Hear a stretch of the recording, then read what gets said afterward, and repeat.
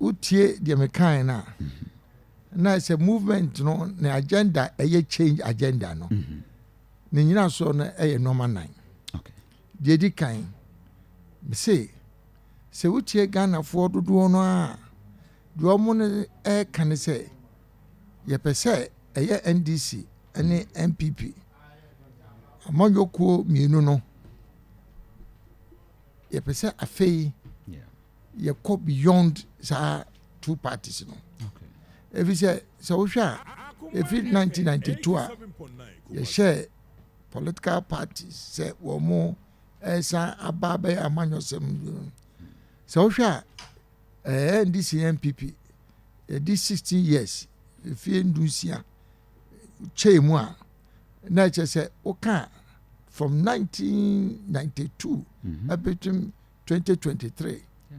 na say kwan kakra aba aburu fie biasa sa na so hwa na esi ye kwan ni mu a abechi ni asa abechi ye kwan ni mu a na asa abechi de di kan saban ba do obeye nyina owie pe na aban ne sesa do oba be somu no bio no oba de ye o de nye nyina na ese o san hye bibia foforo ase to on say ye kwanu a na asa abechi ye kwanu a na asa abechi de to so mienu so bibia ebebe bia wo Ghana sese na ye politics say yo na afei ye de ye politics sa asem no asem papa kura na party ba ko de ba omo e wo position and say the other way round say NDC for so na beka bibia eno so MPP for ni omo nya adwere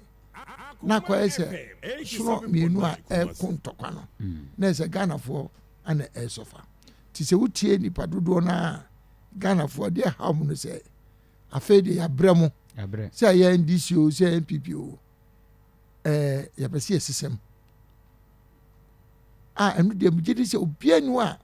ogisa echiye no say de Ghana for hwe no na mom omo pese omo sesem no ye say omo san pe another party okay aba say another party beba na omo abetimia aye bibi fofora say ne nka na nko mefa mienu ni sa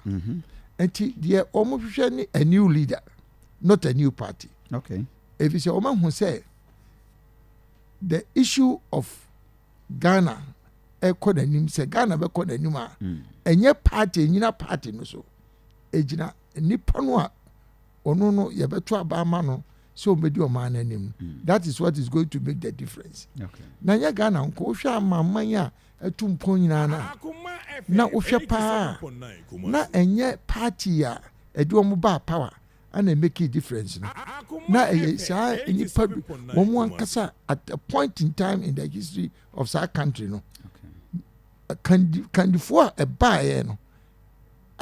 onu bedi sa mama yanim no omre ma the difference na e buy so kwa America here you see George Washington and Abraham Lincoln sa parties Democrats ni Republicans of America omo da do and so one say the difference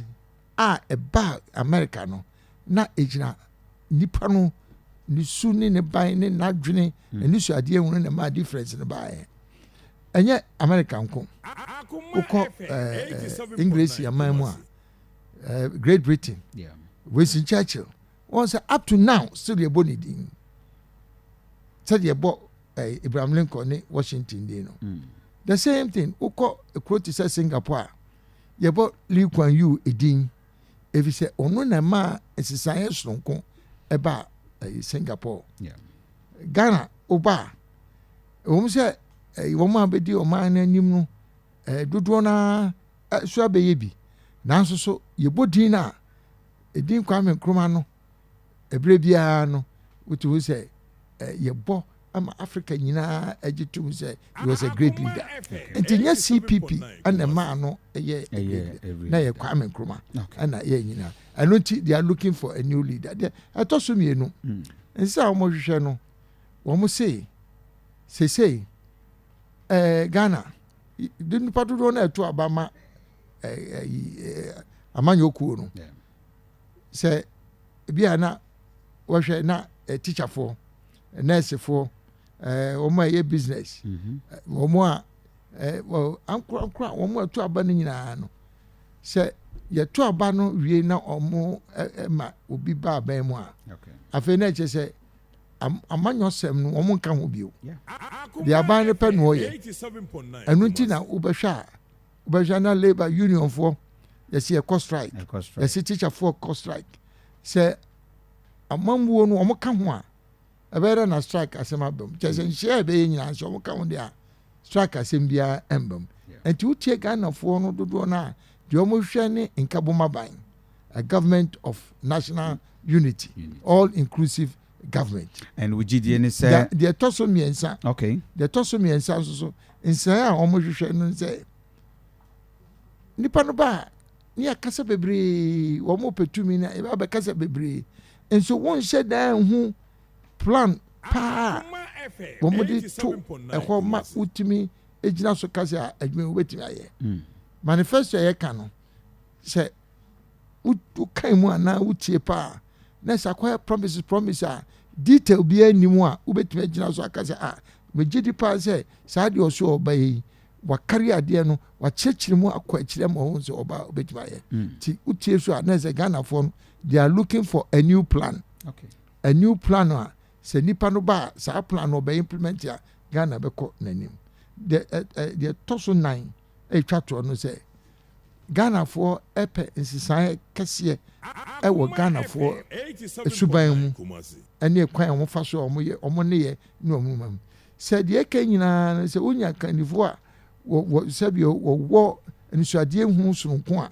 a ɔde nsansan na ɛhwɛ no bɛba na sɛ Ghana for ansesa wɔn suban a na ɛkyɛ sɛ akwasi kɔnso gyina kwantia kyɛ sɛ saa nneɛma nan a ɛyɛ baabi a nsisan Ghana for hwɛ no ɛno ne the movement for change. Ade a wɔn ɛhwɛ sɛ wɔn di anim na saa nsan kɛseɛ no ɛba.